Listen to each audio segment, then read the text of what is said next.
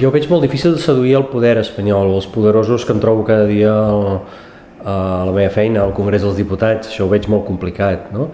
Però jo crec que podem seduir una part dels espanyols o com a mínim convèncer-los que això ho hem de fer bé, no?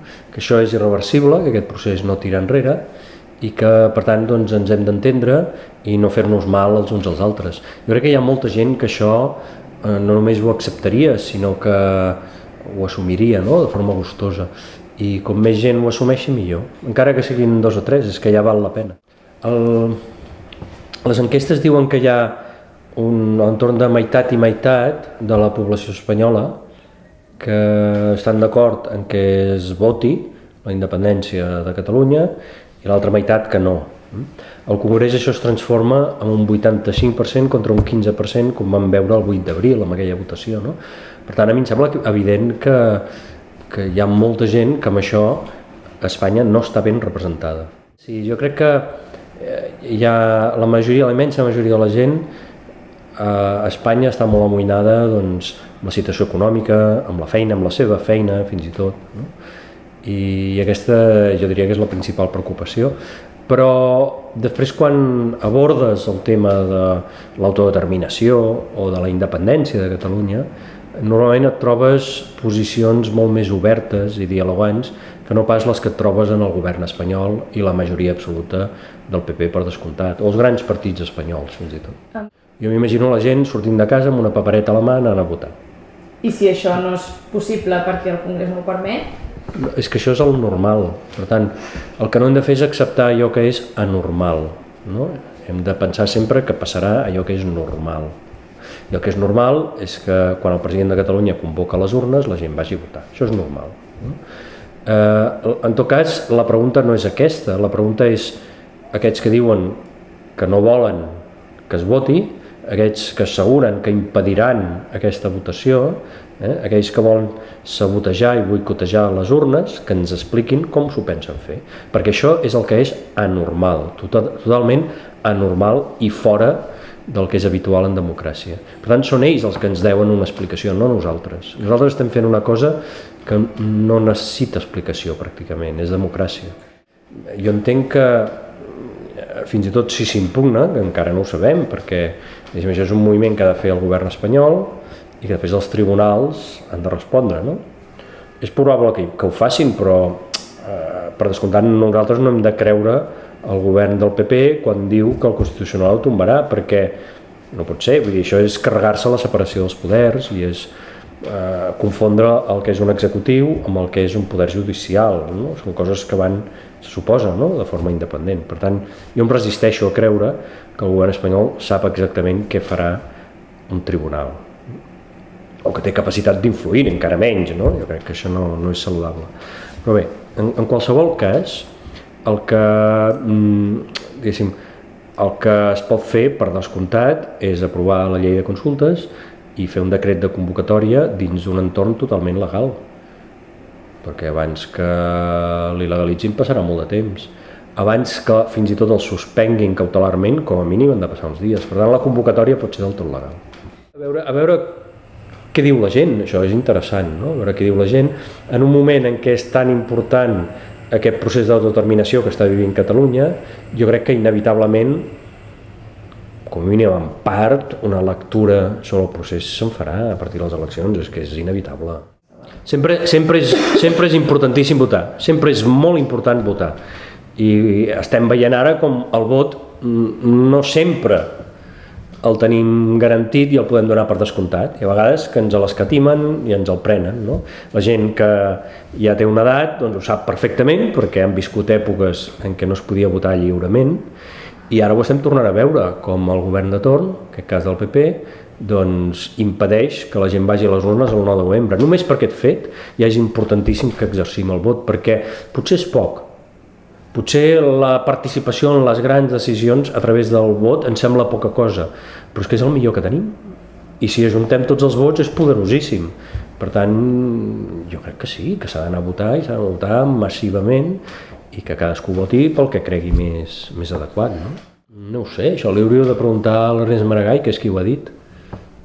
Sí, però de totes maneres vostès tenen un pacte per les europees, llavors s'entén que potser podria haver-hi pactes per altres eleccions, no? No, de moment no hem fet cap pacte per les municipals, per tant, no sé, demaneu-li amb ell, jo què sé.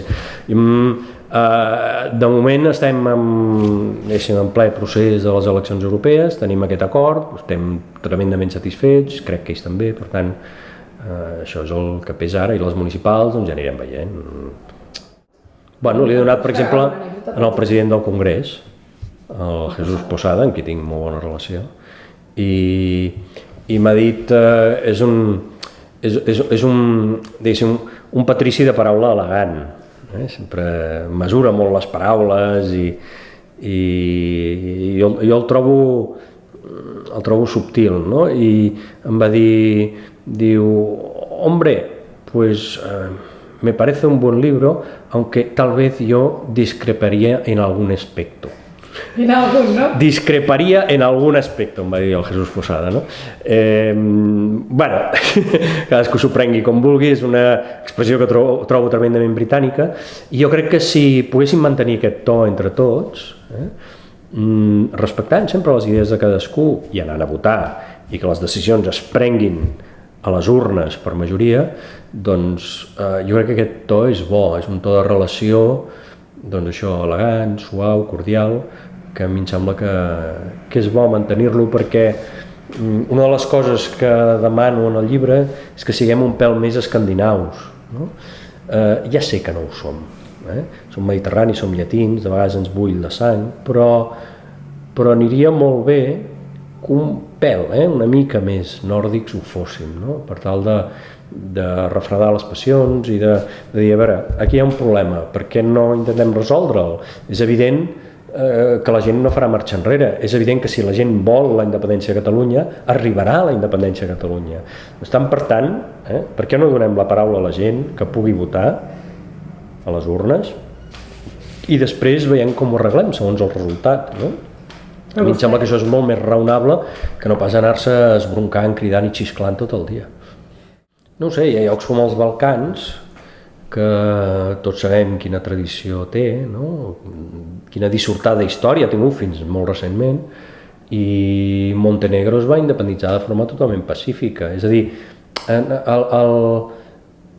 el resultat o la manera de tirar endavant un procés polític no depèn de la latitud, depèn de la gent i de la voluntat de la gent. Per això jo crec que aquesta actitud de fer les coses com a amics, per continuar com a amics, no? I per buscar el millor pels nostres fills i per nosaltres mateixos, jo crec que és la bona manera de fer les coses, de no esgarrapar-se amb excés, perquè passi el que passi, continuarem sent veïns, Sí, esclar, sí.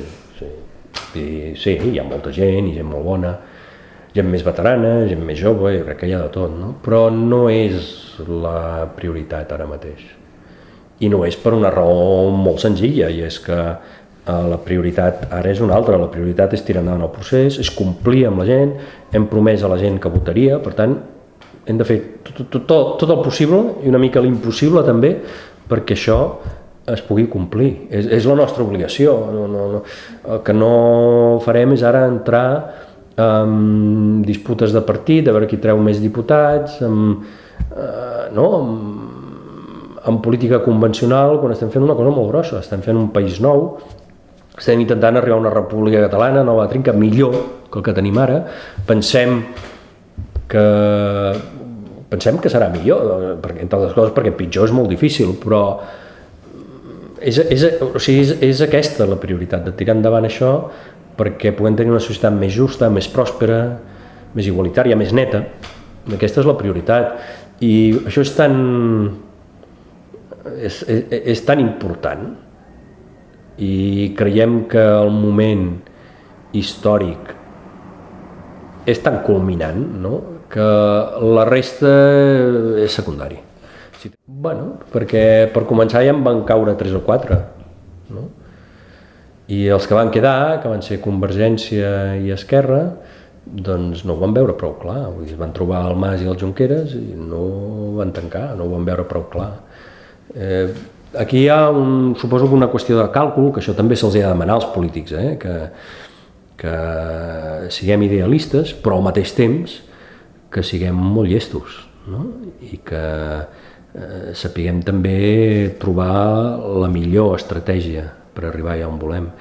I es va arribar a la conclusió que per separat sumaven més que junts, amb enquestes a la mà, i bueno, ja es va explicar en el seu moment, no? De dir, clar, si hi ha un partit que cobreix l'ala esquerra independentista i un partit que cobreix l'ala dreta o el centre dreta independentista, és més probable que puguin incorporar a gent per cada banda, no? I per tant això suma més i fa més ampli l'espectre que ens pot portar a la independència.